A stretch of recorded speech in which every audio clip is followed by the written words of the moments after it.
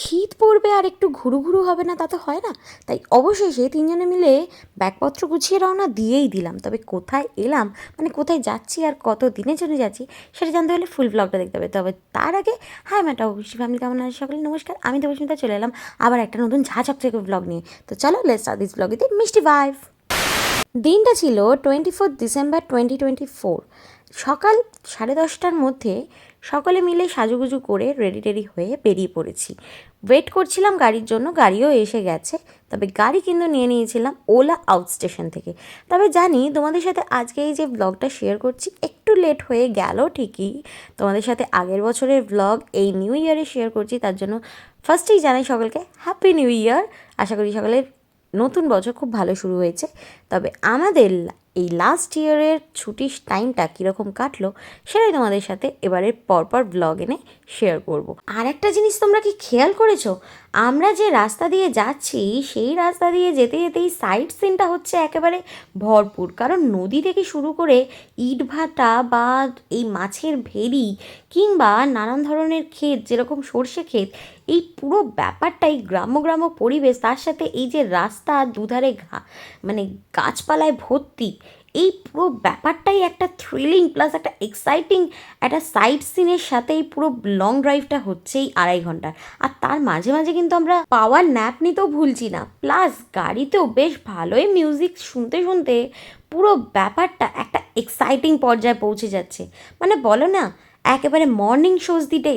যাই হোক, লোক্যালিটির মধ্যে ঢুকে গেছি, তোমরা দেখতেই পাচ্ছ। জানি না কতজন অলরেডি তোমরা গেস করে ফেলেছো যে কোথায় এসে গেছি। তবে যারা যারা গেস করতে পারোনি তারা একটু ধৈর্য ধরো, তাহলেই বুঝতে পারবে যে কোথায় এসে গেছি।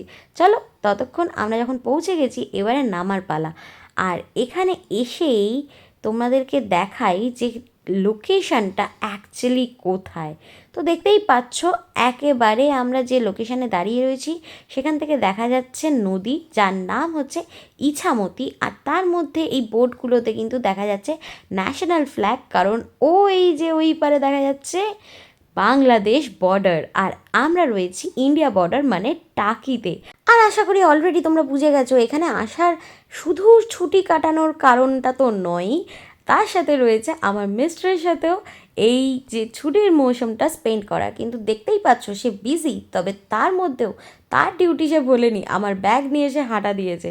মানে সিরিয়াসলি আমার ব্যাগের প্রতি যে তার কী এত টান আমি বুঝি না। যাই হোক, ঢুকে পড়লাম এই টাকি রিভার ভিউ গেস্ট হাউসে, যেখানে কিন্তু এখন চেকিং প্রসিডিওর কমপ্লিট করে ঢুকে পড়লাম আমরা এই 3rd ফ্লোরের ডিলাক্স রুমে, যেখানে কিন্তু ঢুকতে না ঢুকতেই আমার মুডটা আরও ফ্রেশ হয়ে গেল, কারণ এখানের ভিউটা দেখে। চলো মায়ের থেকে জানি কিরম লাগছে। ভালো লাগছে। তাহলে দুদিন ভালো কাটবে বলছো? হ্যাঁ, দুদিন ভালো কাটবে। তাহলে শুনতেই পেলে তো যে তাদের জায়গাটা কিন্তু বেশ মনে ধরেছে। আর দেখতেই পাচ্ছ মনে ধরার মতনই জায়গা, এই ভিউটাই এইরকম। আমারও সত্যি বলতে গেলে প্রচণ্ড ভালো লাগছে। কত কাছে দেখো বাংলাদেশ, যাবে ওতে উঠে বাংলাদেশে চলে যাবে, ব্যাস হয়ে গেল। এটা তারকে পিছেছে না, এটা নদীকেই কি কারা। সামনে আবার নিম গাছ, সামনে নিম গাছ আছে, ডিমের হাওয়া লাগছে গাছ, পা দুলিয়ে বসবে কিন্তু সব নিম এগুলো। শুধু এখানটা দুলবে, বসে পাতায় দুলবে ওই গান টান টান করে। এই এসেছি তো বুঝতেই পারছো আলোচনা শুনে এখন যে এখানে ইম্যাজিনেশন লেভেলটা বিশাল হাই হয়ে আছে। তাই এদেরকে না ঘাটিয়ে চলো তোমাদেরকে মনে হচ্ছে ছোট্ট করে room tour, menu card and এখানে রুলস অ্যান্ড রেগুলেশনটা একবার দেখিয়ে দিই। তো দেখতেই পাচ্ছ এখানে কিন্তু আমরা যে রুমটা রয়েছি এটার ভিউটা অসাধারণ। তাই এটা কিন্তু ডিলাক্সের আন্ডারে পড়ছে, যেটা 2500 পার নাইট হিসাবে নেওয়া হয়। আর এখানে বাকি যে রুমগুলো আছে সেগুলো 2000 করে নেওয়া হয় পার নাইট। আর এই রুমটা কিন্তু অসাধারণ লেগেছে, তার সাথে ওয়াশরুমটাও কিন্তু একদম ঠিকঠাক। আর ভিউটা নিয়ে তো জাস্ট কথা হবে না, যেটা রয়েছে 3 তলায়। যাই হোক, আমরা একটুখানি রেস্ট টেস্ট নিয়ে বেরিয়ে পড়লাম আবার একটু ঘুরু ঘুরু করতে, কারণ আসার সময়তেই দেখে নিয়েছিলাম নদীর ধারে কিন্তু ভালোই ক্রাউড, তাই একদম মিস না করে বেরিয়ে পড়লাম। কারণ এখানে তো এসেছি ঘুরু ঘুরু করতে, তাই না। এখন বাজে প্রায় 1:30, আর এখানে কিন্তু এই যে নদীর ধারে দেখতেই পাচ্ছ, খাওয়া দাওয়ার ব্যবস্থাও কিন্তু রয়েছে, বেশ সুন্দর।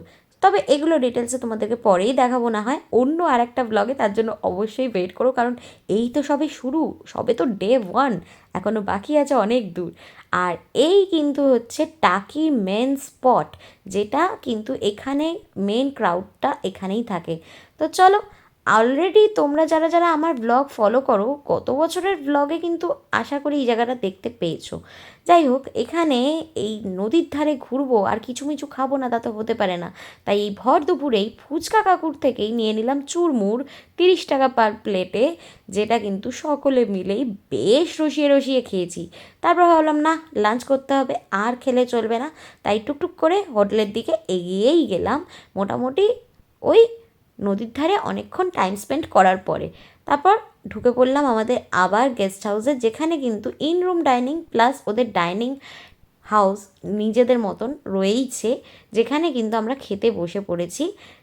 এদের এখানে কিন্তু থালি সিস্টেম, প্লাস চাইলে কাস্টমাররা নিজেরা বাজার করে এনে দিতে পারে, তাদের মতন তারা রান্না করে দেবে অ্যাকর্ডিং টু দেয়ার রিকোয়ারমেন্ট, এই সিস্টেমও আছে। আর থালি সিস্টেম তো আছেই, তোমাদের মেনু কার্ড দেখিয়েছি, সেটা অলরেডি তোমরা জানো। তো যাই হোক, আমরা আস্তে না আস্তে একেবারে বিয়েবাড়ির মতন, সে একেবারে নুন লেবু লঙ্কা থেকে শুরু করে হাতে ন্যাপকিন দেওয়াতে স্টার্ট হলো, প্লাস এই সুন্দর একটা ডাল পরিবেশন করলো, সাথে লম্বা লম্বা বেগুন ভাজা, যেটা ছিল অসাধারণ খেতে, এক কথায় বলতে গেলে সুপার। কারণ এই ডাল আর বেগুন ভাজা দিয়েই জাস্ট এত ভালো লাগছিল। তারপরে আবার দেখলাম দিল মিক্সড সবজি, একদম মানে ফুলকপি নানান রকমের এই শীতের সবজি দিয়ে, সবজিটা কিন্তু বেশ ভালো বানিয়েছিল। তারপরেই যেটা ছিল আমাদের রিকোয়ারমেন্ট অনুসারে দই কাতলা, যেখানে পিসগুলো তো তোমরা অলরেডি দেখতেই পাচ্ছ কত বড় বড়।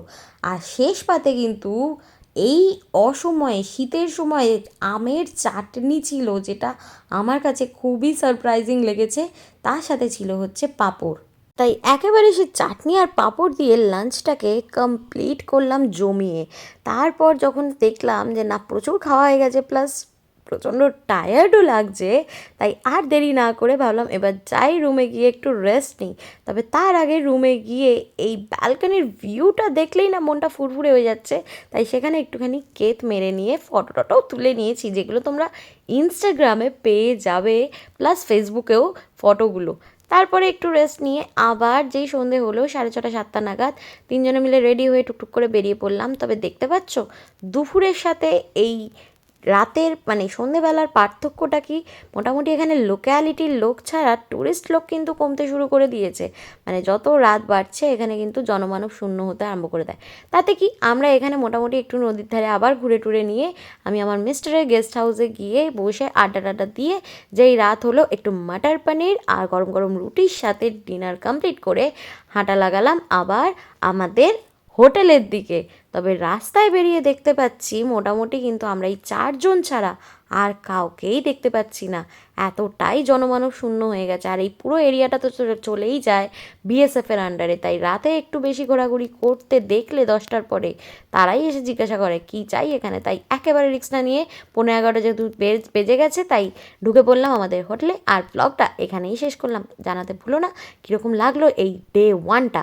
আসছে আরও নতুন নতুন ব্লগ, চলো ততক্ষণ stay tune, tata. Subscribe now and click the bell icon to stay tuned.